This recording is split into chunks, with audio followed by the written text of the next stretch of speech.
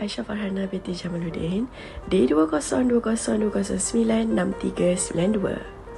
Sensori neural ini juga disebabkan pada masalah di dalam telinga atau saraf auditory, masalah pendengaran yang kekal dan pendengaran tidak dapat dikembali kepada asal maupun dirawat. Tidak dapat mengesan dengan mata kasar tetapi hanya dikenal pasti melalui pemeriksaan pendengaran sahaja. Masalah ini berpunca daripada pendarahan otak dan kurang oksigen. Masalah ini sering terjadi di kalangan bayi maupun bayi di dalam kandungan. Selain itu, masalah pendengaran sensori neural biasanya timbul sejak lahir sama ada satu telinga maupun kedua-dua belah telinga. Ketajaman pendengaran tidak selalunya sama pada kedua-dua belah telinga. Pemeriksaan ke atas kedua-dua belah telinga secara berasingan perlu dilakukan. Rawatan rehabilitasi menggunakan alat bantu pendengaran atau pajakan koklia iaitu implan koklia merupakan kaedah rawatan yang paling baik dalam membantu untuk masalah pendengaran sensori neural. Ini adalah struktur dalam telinga di mana koklia ataupun saraf auditory tidak dapat berfungsi dengan baik. A sensory neural hearing loss is the result of a problem in the inner ear. Sensory neural hearing loss occurs when hair cells in the cochlea are missing or damaged. These hair cells are responsible for producing precise electrical signals that the brain needs in order to interpret sound. When these hair cells are missing, the result is hearing impairment. When only some of the hair cells are missing, the hearing loss is classified as mild to moderate. In these cases, a middle ear implant, capable of vibrating the moving structures of the inner ear, or a conventional hearing aid may be a viable solution. Some individuals have a hearing loss only in the high frequencies, also referred to as partial deafness. In these cases, only the hair cells at the base of the cochlea are damaged. In the inner part of the cochlea, the apex, the hair cells which are responsible for processing the low tones are still intact. Combined electric and acoustic stimulation, or EAS, was developed specifically for these individuals to maximize the use of their natural residual hearing.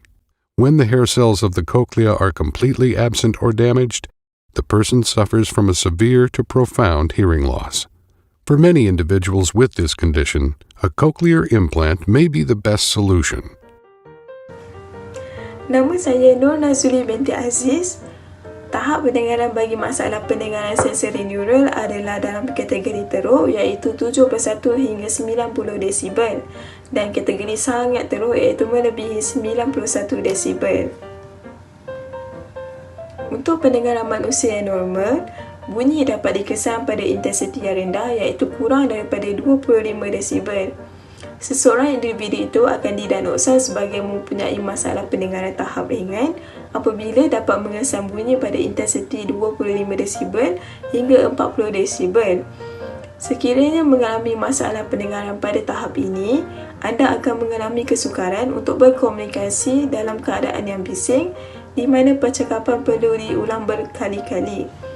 Di sini kita dapat lihat audiogram klasifikasi kehilangan pendengaran, di mana untuk pendengaran normal 0 hingga 25 desibel, kehilangan pendengaran ringan 26 hingga 45 desibel, kehilangan pendengaran sedang 46 hingga 60 desibel, kehilangan pendengaran berat 61 hingga 90 desibel, yang terakhir kehilangan pendengaran sangat berat 91 hingga 120 desibel. Seterusnya adalah punca-punca masalah pendengaran jenis sensori neural. Kehilangan pendengaran sensori neural ditakrifkan sebagai kehilangan pendengaran lebih daripada 30 desibel dalam sekurang-kurangnya 3 frekuensi audiometrik berturut-turut selama 72 jam ataupun bersamaan dengan 3 hari. Punca-punca masalah pendengaran jenis sensori neural terbahagi kepada 3, iaitu yang pertama adalah congenital, bunyi bising dan juga presbikusis.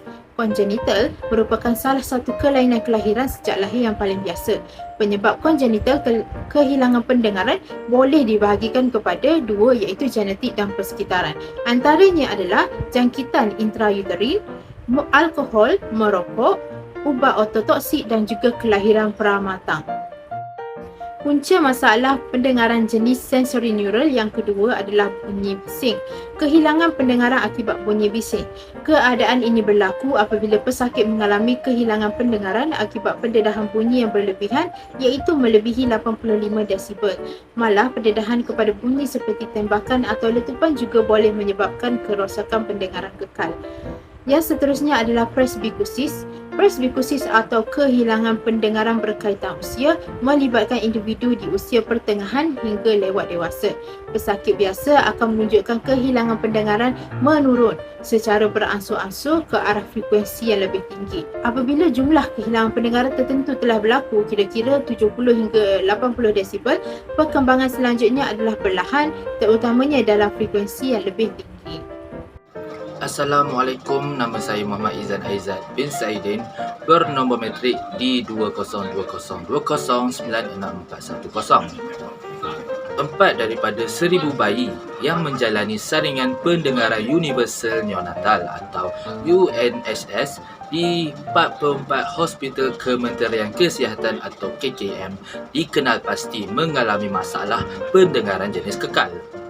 Kehilangan pendengaran kekal atau sensori neural adalah dianggarkan bernisbah 1 hingga 1.5 dalam 1000 kelahiran dan dianggarkan 1/3 daripada mereka mempunyai kehilangan pendengaran pada tahap yang teruk ke sangat teruk melebihi 70 dBHL. Berikut merupakan statistik pendaftaran OKU mengikut kumpulan umur dan kategori ketidakupayaan bagi masalah pendengaran. Seperti yang dapat dilihat, terdapat 642 kanak-kanak berumur kurang dari 6 tahun yang didaftarkan mengalami masalah pendengaran pada tahun 2017. Manakala, pada tahun 2017, terdapat 706 kanak-kanak berumur kurang dari 6 tahun yang didaftarkan mengalami masalah pendengaran. Manakala pada tahun 2018 pula, seramai 1,329 kanak-kanak berumur kurang dari 6 tahun yang didaftarkan mengalami masalah pendengaran. Pada tahun 2019 pula, seramai 2,564 kanak-kanak berumur kurang dari 6 tahun yang didaftarkan mengalami masalah pendengaran. Pada tahun 2020, jumlah berkurang kepada seramai 457 kanak-kanak yang berumur kurang dari 6 tahun yang didaftarkan mengalami masalah pendengaran. Dan pada akhir sekali, pada tahun 2021, seramai 643 kanak-kanak berumur kurang dari 6 tahun yang didaftarkan mengalami masalah pendengaran. Bagi kualiti pendengaran, berikut merupakan gambar raja bagi hearing level in decibel. Pendengaran manusia yang normal, bunyi dapat dikesan pada intensiti yang rendah iaitu kurang daripada 25 desibel. Masalah pendengaran pada tahap ini, anda akan mengalami kesukaran untuk berkomunikasi dalam keadaan yang bising, di mana anda akan meminta percakapan diulang berkali-kali. Bagi tahap pendengaran yang sederhana pula, dapat mengesan bunyi antara 45 desibel hingga 65 desibel. Dan pada tahap ini, suara sendiri akan menjadi lebih perlahan dan bunyi di sekeliling kita juga akan menjadi perlahan. Okey, bagi pendengaran pada tahap yang teruk, mula mengesan bunyi pada intensiti antara 70 desibel hinggalah 85 desibel. Dan tahap yang seterusnya ialah tahap masalah pendengaran yang paling teruk, di mana bunyi yang dapat dikesan ialah antara 90 desibel dan ke atas. Maksudnya 120 desibel pada kebiasaan audiogram. Okey, pada tahap ini, proses komunikasi akan menjadi lebih sukar. Ini disebabkan oleh penyampai haruslah menguatkan suara mereka untuk menyampaikan apa-apa mesej yang ingin disampaikan. Dan selain itu, suara juga yang kuat, gerak badan dan gerak bibir amat penting kepada mereka. Kerana mereka mempunyai masalah pendengaran yang paling teruk. Terima kasih. Baiklah, kaedah komunikasi yang sesuai bagi masalah pendengaran sensori neural yang pertama iaitu ABD, alat bantu dengar. ABD ini merupakan peralatan elektronik menggunakan bateri yang menguatkan dan mengubah suai bunyi untuk membantu komunikasi, menguatkan bunyi yang dikesan untuk membolehkan seseorang yang bermasalah pendengaran mendengar dengan lebih baik. Setiap ABD mempunyai 3 komponen utama iaitu alat penerima, penguat suara dan corong suara. Kaedah yang kedua iaitu ALD, Assistive Learning Device, merupakan alat elektronik khas yang membantu pemakai ABD untuk mendengar dengan lebih baik tanpa gangguan bunyi bising. Contoh ALD iaitu FM System dengan induction loop. FM System adalah ALD yang akan membantu memastikan bunyi disalur terus kepada pendengar yang memakai ABP tanpa gangguan bunyi persekitaran.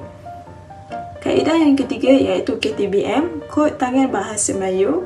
Pendekatan ini menggunakan bahasa Melayu lengkap yang diterjemahkan dan dibaca mengikut isyarat dan kod-kod yang spesifik. Struktur bacaan dan penulisan adalah mengikut bahasa Melayu. Ibu bapa dan guru perlulah cuba menambah ilmu dan melengkapkan diri dengan kemahiran asas dalam penguasaan bahasa isyarat supaya dapat mewujudkan suasana yang kondusif. Hearing aids are small electronic devices that amplify sound. While they can't restore normal hearing, hearing aids can help you hear better by making certain sounds louder in both quiet and noisy situations. Hearing aids come in several styles that fit in or on your ear in different ways, including behind the ear, in the canal, and completely in the canal. While the style may vary, all hearing aids have the same basic parts: a microphone, amplifier, speaker, and battery. Here's how they work. First, the microphone picks up sounds from the environment. Then a computer chip with an amplifier converts the sound waves into electrical signals. It analyzes and adjusts the sounds based on your hearing loss and the level of other sounds around you. These amplified signals are then converted back into sound waves and delivered to your ear through the speaker. In this way, hearing aids can improve your hearing and speech comprehension if your hearing loss is caused by damage to the sensory cells in your inner ear. The greater the damage to these cells, the more severe your hearing loss will be, and the more amplification you will need from a hearing aid in order to compensate. If you think you might have hearing loss, talk to your doctor.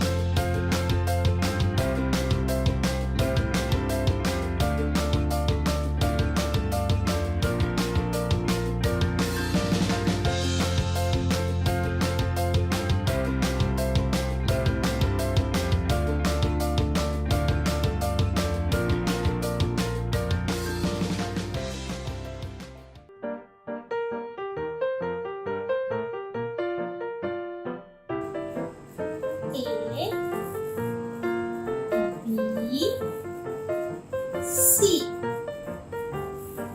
D, E, F, G, H, I, J,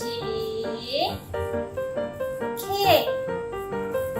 L, M, N, O, P, Q, R, S, T, U, V, W, X, Y, Z.